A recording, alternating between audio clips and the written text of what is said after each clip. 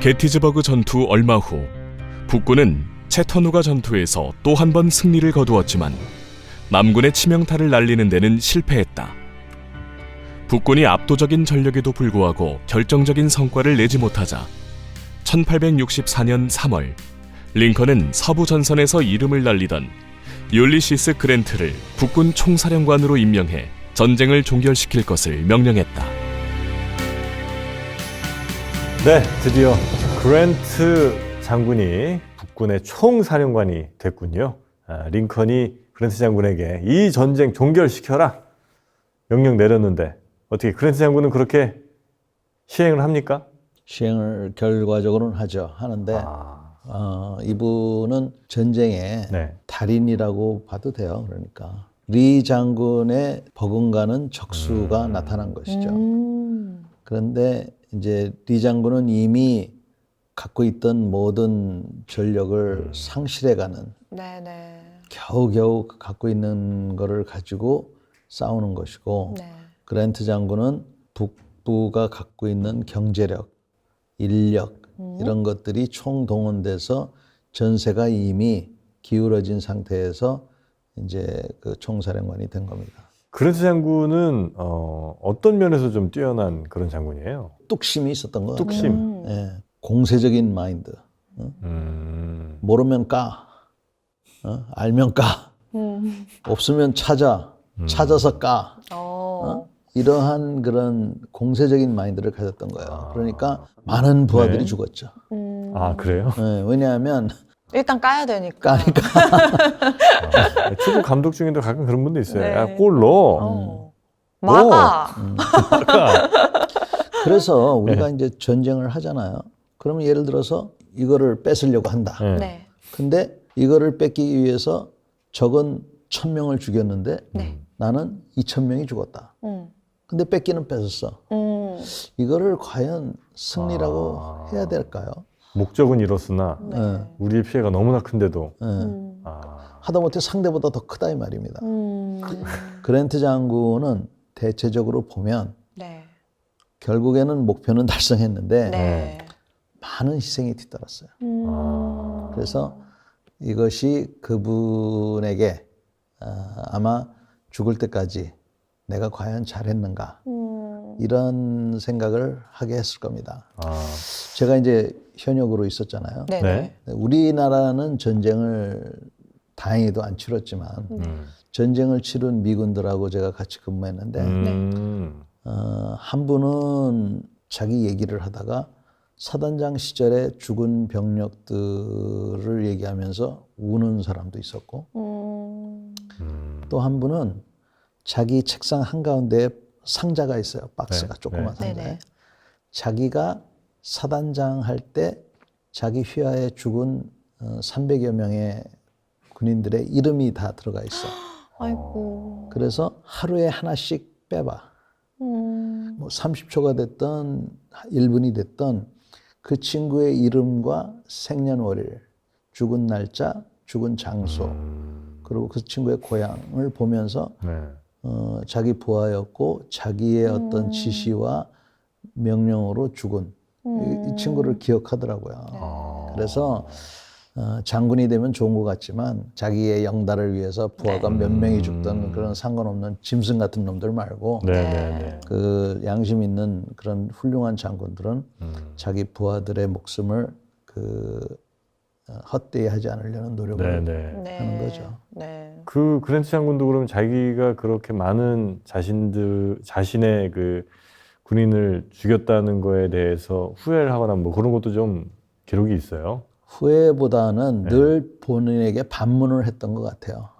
과연 내가 그때 꼭 그렇게 올바른 했었나. 판단을 했는가. 그리고 이분이 그래도 내가 최선을 다했다. 그리고 그렇게 해서 나라가 분열이 되지 않고 하나로 됐다 하는 그런 결론을 내렸던 것으로 알고 있습니다. 네네. 일단 전쟁이 끝나고 나서 승리를 한 북군이 남군의 뭐 예를 들면 뭐 장군이라든지 이런 사람들에 대한 처벌도 좀 할 수 있을 것 같기도 하고요. 그리고 뭐 포로 처리라든지 이런 것들에 관한 이야기도 좀 있을 것 같은데 이건 어떻게 됐습니까? 그러니까 이제 이게 내전이었기 때문에 또 특히 그 국민 화합 차원에서 복수를 한다든지 뭐 이런 배상 이런 것들은 요구하지 않았어요. 아. 다만 네. 그 남군이 그 운영하고 있던 포로 네. 수용소가 있습니다. 포로 수용소. 포로 수용소. 그 포로 수용소라는 게 여건이 굉장히 열악했어요. 네. 남군조차도 게 신발도 없고 없는데. 먹을 게 없는데 포로들한테 오죽했겠습니까? 넓은 그냥 이런 그 공터에 네. 네. 거기다가 그냥 사람을 때리는 거예요. 음. 그러다 보니까 병으로 많이 죽고 네. 굶어서 많이 죽었습니다. 아. 그래서 그 수용소 소장만 네. 네. 그 사람 하나가 이제 대표적으로 이제 교수형을 당했고 아. 그 외에도 뭐 우리가 린치라고 하잖아요. 네. 그래서 여기저기서 복수의 행각은 있었지만 네. 정부가 어떻게 뭐 재판을 했다거나 이런 것들은 없었습니다. 없었고. 그러면 그 남군 중에서 가장 활약을 한 그 리 장군님은 어떻게 되셨어요? 리 장군님은 네. 그 비록 그 패장이었지만 네. 그분이 리 장군이 위대했던 것은 네. 제가 보기에는 네. 전쟁에서 많이 이겼기 때문에 전투에서 많이 이겼기 때문이 아니라 네. 그분이 그때 항복을 한 거예요. 만약에 그때 항복을 안 했으면 네. 이런 명령을 내릴 수도 있어요. 야, 더 이상 우리가 그 정규적인 전투를 할 수 없다. 게릴라전을 수행하라. 아. 이런 명령을 내렸으면 아마 이 전쟁 5년은 더 했을 겁니다. 네. 그러면 나라와 국민은 피폐해졌는데 네, 질 수밖에 없는데 리 장군은 항복을 선택을 했고 네. 그걸 알았기 때문에 북군에서도 그 항복하는 리 장군에게 최대한의 예우를 해줬어요. 그리고 그 항복 문서에 네네. 그 그란트 장군의 별명이 무조건 항복 그란트였거든요. 상대방 보고 저 항복할 테니까 조건을 뭘로 해줄 겁니까? 그러면 조건이 어디 있어 임마. 무조건 손들어. 이게 리 장군, 저 그란트 장군이었는데 리 장군한테만은 그렇게 안 하고 이 항복 조건인데 이거 한번 보시죠. 그래서 리 장군이 읽어보고 한 가지를 고쳤답니다. 그게 뭐냐면 북군은 말 있잖아요. 말. 네네. 말을 정부가 사줬는데 네. 남군은 말이 부족해가지고 그 기병들이 자기 말을 갖고 왔대요. 그러니까 사유재산이었대요. 네, 그래서 네, 네. 원래는 그 항복할 때 총하고 이걸 다 내놓으라 그랬는데 개인 총은 좀 갖고 가야 되겠다. 왜냐면 뭐 수렵도 하고 해야 되니까. 네, 네. 그다음에 말도 개인 거니까 개인이 가져갔으면 좋겠다. 그래서 그란트 장군이 그런 걸 수용을 했답니다. 그래서 그런 리 장군에 대한 존중이 있어서 네. 리 장군은 나중에 그 자기 고향에 돌아가 가지고 네네. 그 학교도 설립하고 오. 거기서 여생을 보내다가 돌아갔고 그래요? 그 남쪽의 대통령 데이비스 대통령이라는 분이 대통령이었는데 네네. 그분도 그 뒤에 붙잡혀 가지고 네. 처음에는 빵에 좀 계셨습니다. 네. 그래서 빵에 좀 있었는데 네네. 그때도 그 북군이 발목에 쇠사슬 같은 거를 묶지 않고 왜 있잖아요. 왜 이렇게 이렇게 못 움직이는 거 이렇게. 못 네, 움직이는 네, 이렇게. 네, 그걸로 하고 그러니까 아주 모멸감을 준 거지. 아. 아이고. 그래서 그렇게 했다고는 하는데 어찌됐건 뭐 죽인다든지 뭐 이런 건 없이 네네. 교생들을 보내게 됐습니다. 그 전쟁에서 승리를 했지만 이건 내전이었기 때문에 네. 링컨 대통령은 국민 화합을 생각을 많이 했어요. 네네. 그래서 사실은 전쟁이 끝나기 전에도 항복하는 사람은 무조건 전쟁 범죄라든지 이런 걸 묻지 않겠다. 이런 정책도 폈고 해서 화합이 이제 그 큰 주제였는데 네. 그렇기 때문에 지금 얘기한 무슨 뭐 전쟁 범죄를 뭐 한다든지 이런 건 없었습니다. 그렇지만 그래요? 그 나라가 아직도 완전한 그 합의와 통일이 되지는 않았던 것이고 그것이 현실화된 것은 링컨 대통령의 저격 사건이에요. 아. 그래서 어쩌면 이것도 하늘의 뜻인지도 모르겠어요. 링컨 대통령에게 미국을 분열시키지 않는 대통령으로 또 미국의 존경받는 대통령으로 남게 하는 대신에 단명을 요구한 게 하늘의 뜻이 아니었나 하는 것도 하는데 하여간 부스라는 사람에 의해서 네. 저격을 받고 돌아가시게 되고 네. 근데 재밌는 게 우연의 일치지만 그날 그 최초의 왜 그 남북 전쟁이 시작된 게 썸터라는 네네네. 그 기지에서 했잖아요. 네네. 그때 그날 돌아가신 그날 썸터 기지가 다시 저 북군에게 돌아오는 그런 날이라서 전쟁이 거기서 시작해서 거기서 끝났다 이런 얘기하는 사람도 있고요. 네. 재밌는 그런 것들이 있습니다. 그다음에 이때 비록 전쟁이 끝났지만 그 얘기가 다 전달되는 데는 몇 개월이 걸렸기 때문에 네네. 잔챙이 같은 그런 전투들이 많이 있었는데 그 중에 하나가 마지막으로 네. 남군과 북군이 싸웠는데 그때 남군이 이겼어요. 끝났는데. 끝났는데도 이겼어요. 그 소식을 못 듣고 아이고. 그래서 전쟁 끝났다는 소식은 모르고. 네. 결국에는 그래서 남군이 맨 마지막 전투는 남군이 이겼다 뭐 이런 그 표변도 있고 그래서 이 전쟁의 마무리에 있어서도 많은 그 논쟁거리가 있었다. 네. 자, 그러면 링컨 대통령의 그 암살 당시 상황들을 잠시 저희가 확인하고 오겠습니다. 북부 연방의 승리로 끝난 남북 전쟁. 무려 60만 명 이상의 인명 피해를 낸 이 전쟁은 다방면에서 미국을 바꿔놓았다. 정치적으로는 당시 만연했던 지역주의의 한계를 극복하고 미국이 하나의 나라로 나아갈 수 있는 계기가 되었으며, 사회적으로는 노예 해방을 통해 인간의 자유와 평등을 실현하게 되었다. 하지만 전쟁의 상처가 채 아물기도 전에 미국은 또 하나의 충격적인 사건을 맞이한다. 바로 링컨 대통령의 암살이었다. 네, 링컨 대통령 암살 사건은 정말 웬만한 분들은 뭐 다 아실 만큼 네. 그 굉장히 큰 비극이기도 하고 미국 정치 역사상 아마 가장 첫 번째로 꼽힐 만한 큰 사건이라고 다들 아마 생각하실 것 같습니다.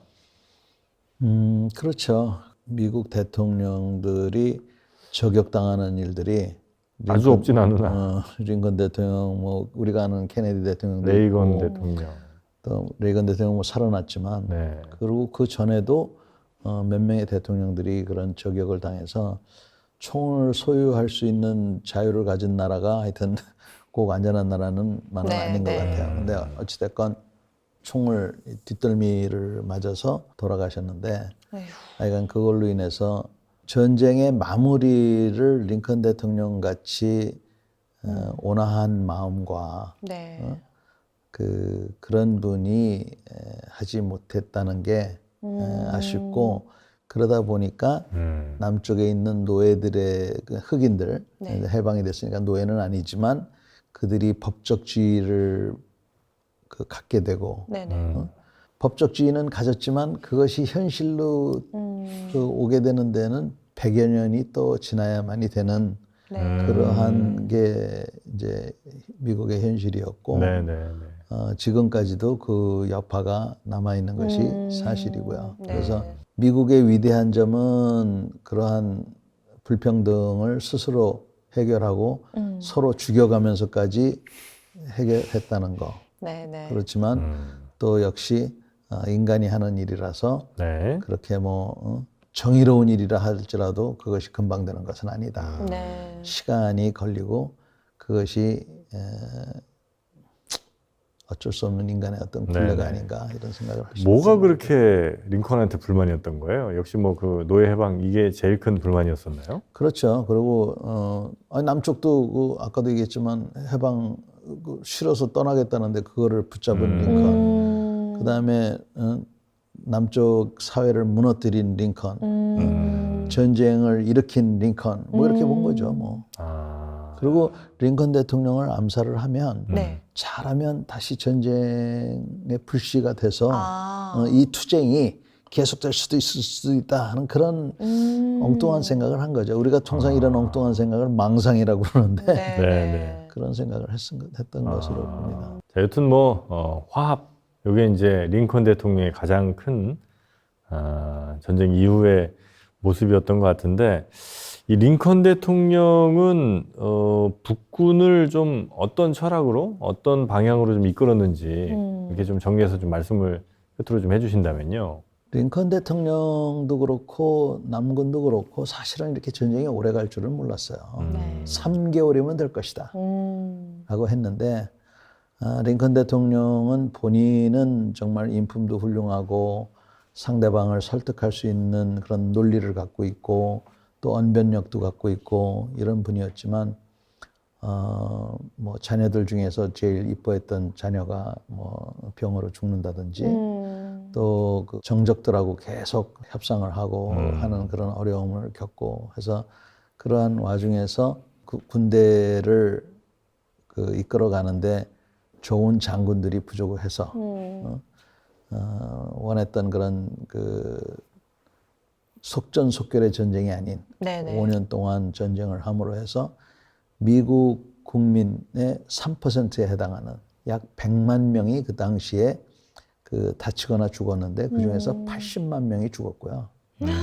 그 다음에 20만 명이 큰 부상, 네. 그러니까 팔다리가 잘리는 그러한 아이고. 부상을 입는 그 아주 그 미국 역사상 굉장한 전쟁이 바로 네네. 남북 전쟁입니다. 그 링컨 대통령 암살을 이제 당했잖아요. 네. 링컨 대통령 암살 이후에 어떻게 흑인 인권 문제는 이제 링컨 대통령이 생각했던 대로 잘 좀 해결이 됐습니까? 아니면 오히려 좀 후퇴하는 모습이 좀 있었나요? 후퇴라 그러면은 다시 노예제가 이제 발생하는 건데 그거는 아니었지만 네. 노예나 다름없었어요. 아유. 그러니까 원래는 네. 해방이 되면 투표권을 얻어서 네네. 투표를 함으로써 자기의 선택을 간접적으로 할 수 있는 거 아닙니까? 네네. 근데 투표를 하기 위해서는 등록을 해야 돼요. 근데 그 당시에 흑인들은 글을 모르니까 네. 등록을 하기가 쉽지가 않았던 거예요. 아. 이게 지금 거의 200년 전의 얘기인데 네. 지금도 미국에서는 그래서 이 등록에 대한 것이 우리나라 같이 이렇게 쉽게 되는 게 아니에요. 우리랑 개념이 틀려요. 네네. 그래서 우리 같으면 진짜 해방을 하면 다 모아다가 우선 가나다라부터 가르쳐야 되는데 네네. 그런 교육을 안 시키고 또 거짓말해가지고 네가 아는 거는 못 갔다는 거밖에 없잖아. 못 갔다.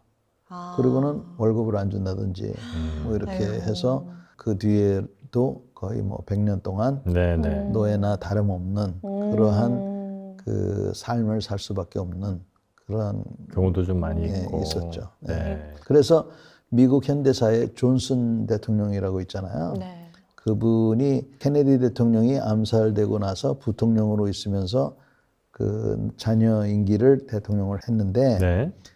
그게 이제 이 남북 전쟁의 어떤 흑인들의 인권 문제를 종결짓는 계기가 또 하나 되는 그런 역사입니다. 일단 뭐 링컨 대통령 암살 이후, 그러니까 사망 이후에 남쪽에서는 다시 우리 독립하자 뭐 이런 움직임은 전혀 없었나요? 전혀 없었던 건 아니고 네. 그러나 이미 이제 그런 모멘텀은 다 사라졌기 때문에 네. 다행히도 미국은 하나의 미국으로 유지가 되게 됐습니다. 네. 남쪽을 그러면 북쪽에 있는 사람들이 와서 뭔가 이렇게 통치를 한다든 이런 게 좀 기간이 있었습니까? 처음에는 있었어요. 네. 처음에는 이제 전쟁 이후에 뭐 난민도 많이 생기고 했으니까 이제 다시 자기 집으로 돌아와야 될 거 아니에요. 네네. 치안 유지를 위해서 네. 군인들이 소위 연방 통제하에 남쪽을 이제 지배를 했지만 그거는 이제 점차적으로 주의 자치권을 회복하게 됐죠. 아, 자치권도 회복을 하게 됐고 네. 결국 뭐 일정 부분 혹은 뭐 부분적으로 좀 저항이 있기도 했었으나 결국 이제 서서히 이제 실질적인 노예 생활을 이제 많이 이제 벗어나셨을 거고 물론 그 위에도 뭐 조금씩은 남아있긴 했습니다만. 그래서 지금도 그래서 이제 북쪽과 남쪽에 좀 정서 같은 게 좀 여전히 약간 있죠. 남쪽은 그럼요. 네. 텍사스라든지 뭐 이런 쪽의 정서는 위에 뭐 뉴욕 이런 데랑 좀 많이 다르지 않습니까? 네, 남쪽 사람들이 좀 더 전통이나 이런 거에 대해서 의식이 좀 강한 것 같아요, 제가 보기에는. 그래서 전통을 지키고 네. 그런 부분. 그다음에 남북 전쟁에서 패배한 거를 아직도 인정 못하는 그런 것도 있는 것 같고. 텍사스는 또 뭐 주기 같은 것도 이렇게 좀 있고 뭐 이랬잖아요. 예, 그런 것도 있고. 그래서 어찌됐건 그 흑인 문제는 아직도 진행형이고. 그리고 언제까지 진행될지는 정확히 모르겠어요. 근데 우리가 왜 오바마 대통령이 대통령으로 당선됐을 때 김생도는 어땠는지 모르겠지만 우리 세대에서 특히 내 세대에서는 야, 내가 죽기 전에 이런 모습을 다 보는구나. 그리고 인류의 어떤 희망도 사실은 느꼈거든요. 네. 그렇지만 아직까지도 이런 인종 간의 문제, 불평등의 문제 이런 것들은 사라지지 않기 때문에 우리가 계속적으로 노력을 해야 되고 네. 우리의 그런 그 자유와 평등 이런 것들을 위해서는 노력을 해야 된다. 네. 알겠습니다.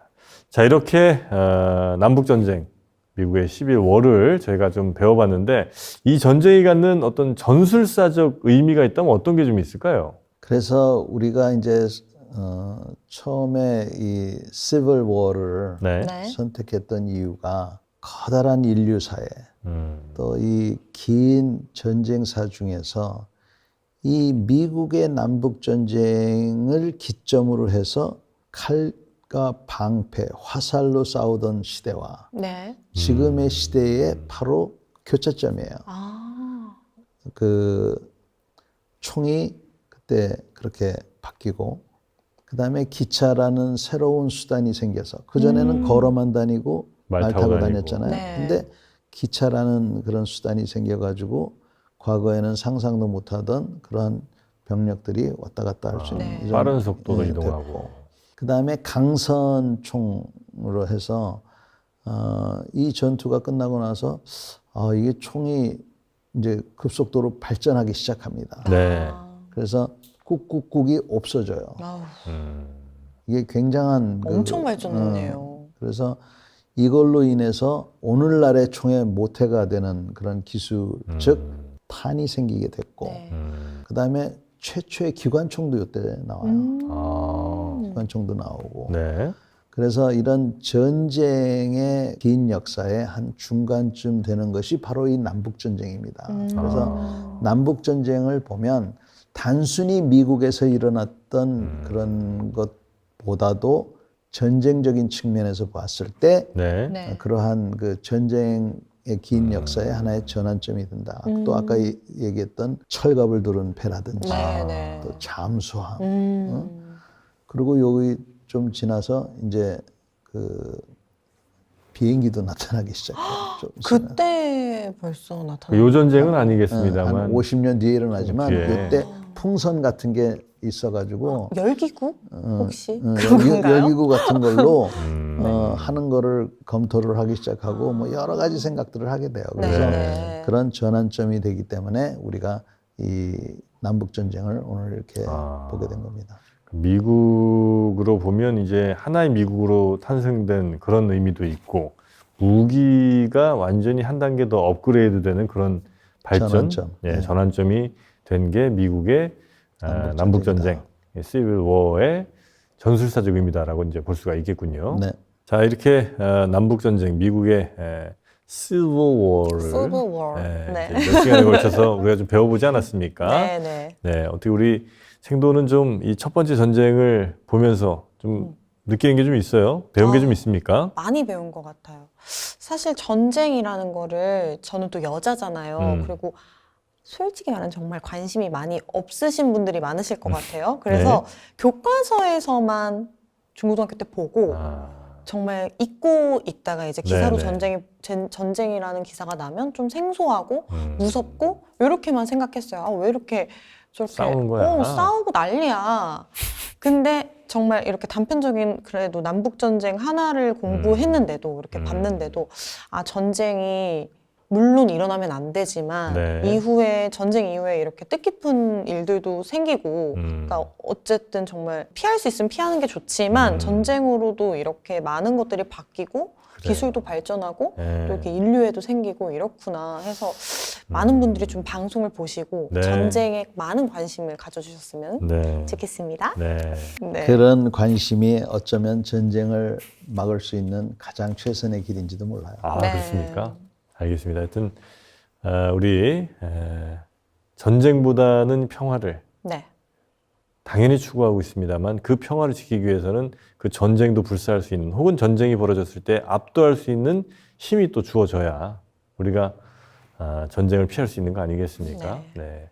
이 전쟁사를 계속해서 배우면서 테이블 위에서 우리는 또 평화를 생각하면서 평화를 꿈꾸면서 평화의 방향으로 나아가도록 하겠습니다. 역사를 잊은 민족에게 일은 없습니다. 전쟁을 잊은 나라에게 평화는 없습니다. 라고 응용 한번 해보겠습니다. 감사합니다. 네, 이렇게 우리가 미국의 남북전쟁, Civil War를 네. 몇 시간에 걸쳐서 배워봤습니다. 다음 시간에도 더 의미 있는 전쟁, 더 공부해볼 만한 전쟁 가져올 테니까요. 더 벙커 전쟁 생활학교 많은 시청 부탁드리겠습니다. 구독과 좋아요도 꼭 부탁드리겠습니다. 함께해 주신 여러분 고맙습니다.